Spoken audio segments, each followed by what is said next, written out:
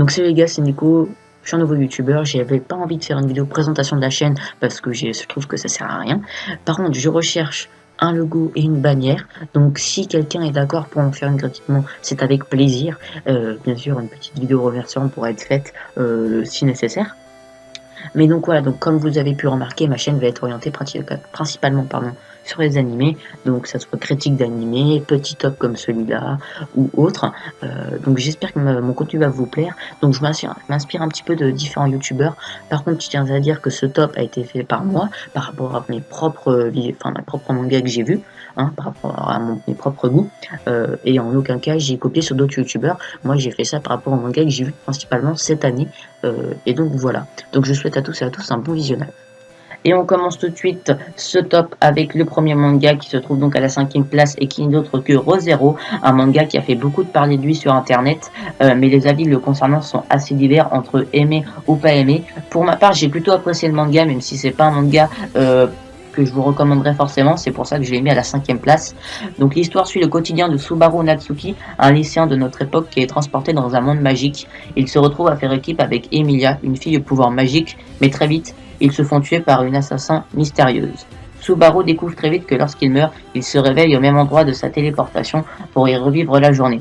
Mais son pouvoir de remonter le temps sera-t-il suffisant pour éviter tous les événements funestes ? Et on continue ce top avec pour la 4e place le manga Accel World, sorti en 2012. La première saison est disponible, mais aucune nouvelle concernant la 2e saison, en tout cas à ce jour. Mais j'espère vraiment qu'elle va sortir parce que c'est vraiment un excellent manga.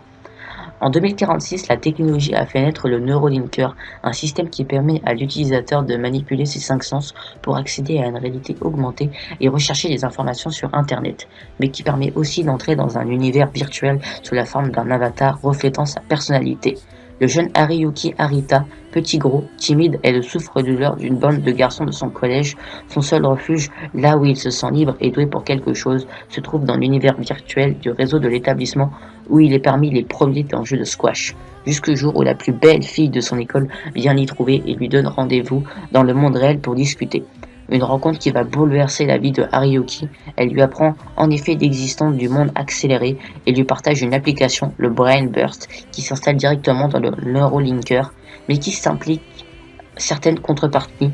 Une nouvelle aventure en tant que Silvercrow commence alors pour Hariyuki dans le monde accéléré du Brain Burst.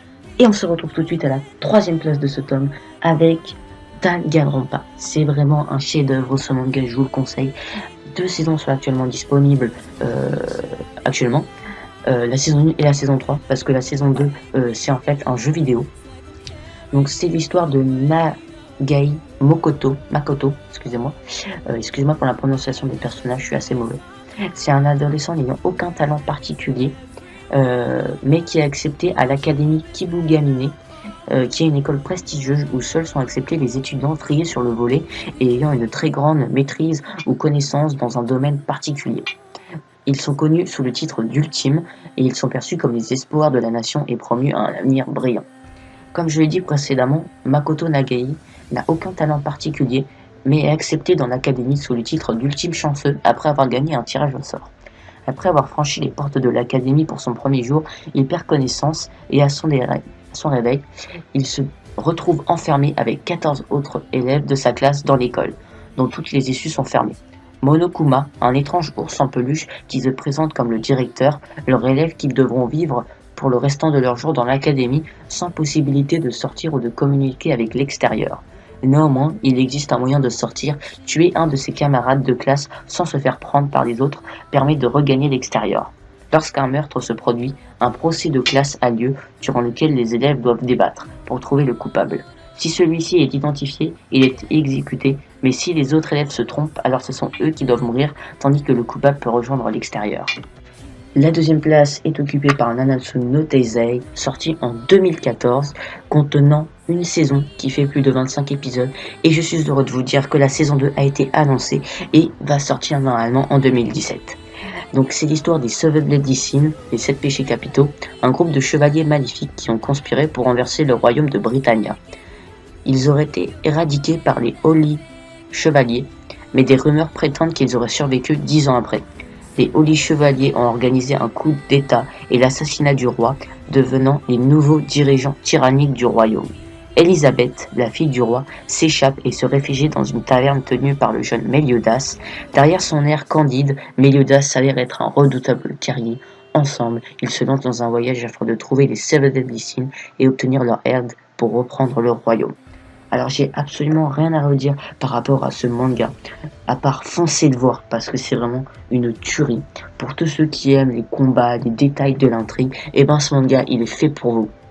Et la première place de ce top est détenue par My Hero Academia, qui a été fait en 2016, qui contient actuellement une saison, mais j'ai mis 2 saisons tout simplement parce que la saison 2 commence le 1er avril 2017 et oui les amis, j'ai vraiment hâte, j'ai hâte de ouf, je vous le dis pas, je vais pas vous le cacher. Et donc, je pense pas vraiment avoir besoin de présenter ce manga parce qu'il est vraiment connu. Mais bon, pour ceux qui habitent dans un coin paumé les gars, vous connaissez rien au manga par Dragon Ball. Attention les gars, j'aime beaucoup Dragon Ball, hein. Attention, c'est pas du racisme envers ceux qui aiment Dragon Ball, hein. Mais je vais vous le présenter. Donc, on a tous secrètement rêvé de devenir super-héros, d'avoir des super-pouvoirs, d'avoir en fait une qualité hors du commun, de briller ou d'être la personne la plus puissante de l'univers. Et dans ce monde, de My Hero Academia, ce rêve est à la portée de quasiment toute la population, car les humains peuvent naître avec des altères, donc un pouvoir. Mais certains malchanceux naissent sans altères. C'est très fâcheux, surtout si on est chétif, pleurnicheur et dépourvu de charisme, et surtout si malgré tout ça, on nourrit l'ambition de devenir le méga super-héros de tous les temps. Voilà donc le profil de Izuku Midoriya, jeune adolescent de 14 ans. Heureusement, le tableau n'est pas complètement sombre. En effet, Izuku est avant tout courageux et persévérant. Le rêve peut devenir réalité. Tout va basculer lorsque All Might, le héros de tous les héros, va choisir Izuku contre toute attente pour devenir son successeur. Premier challenge, intégrer la prestigieuse Hero Academia UA. Donc voilà les gars, la saison 2 sort bientôt. Je vous conseille de vite vous dépêcher de regarder la saison 1 parce que ce manga c'est le meilleur de tous en tout cas pour moi.